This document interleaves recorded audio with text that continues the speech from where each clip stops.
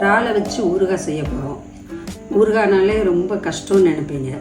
நம்ம சேனலில் எந்த டிஷ்ஷுமே கஷ்டம் இல்லாமல் மனசில் நிற்கிற மாதிரி சுலபமாக செய்கிறது தான் வழக்கம். வாங்க பார்ப்போம்.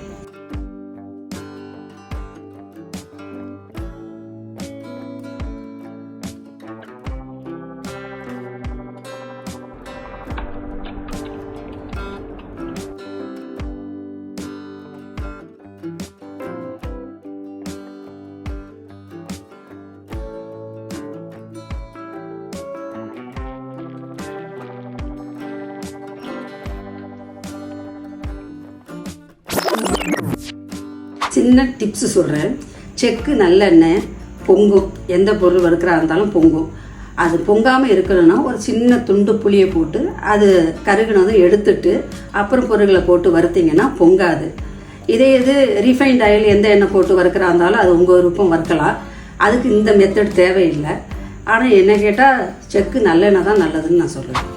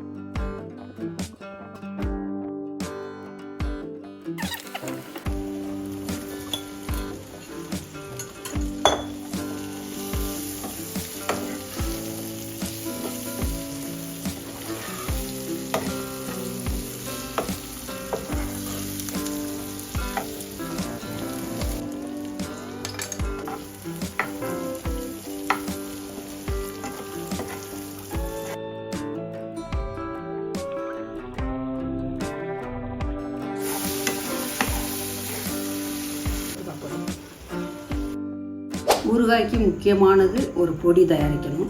அந்த பொடி தயாரிக்கிறதுக்கான பொருட்களை நான் சொல்கிறேன், கவனமாக குறிச்சிக்கோங்க. நான் 1/2 கிலோ இறாலுக்கானதுன்னு சொல்கிறேன். 1/2 டீஸ்பூன் கடுகு, 1/2 டீஸ்பூன் வெந்தயம், ஒரு துண்டு பெருங்காயம். இது 3ஐயும் எண்ணெய் போடாமல் சட்டியில் வறுத்து எடுத்து பொடி பண்ணி வச்சுக்கணும். இதுதான் மெயின் ஊறுகாய்.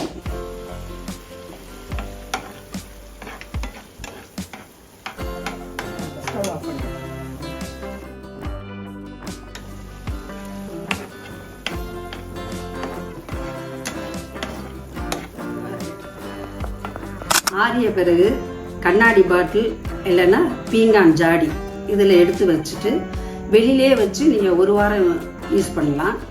ஃப்ரிட்ஜில் வச்சிங்கன்னா 10லேருந்து 15 நாள் வரைக்கும் வச்சுருந்து யூஸ் பண்ணலாம். இதை செய்து பார்த்துட்டு எனக்கு மறக்காமல் சொல்லுங்கள். உங்கள் நேரத்துக்கு நன்றி.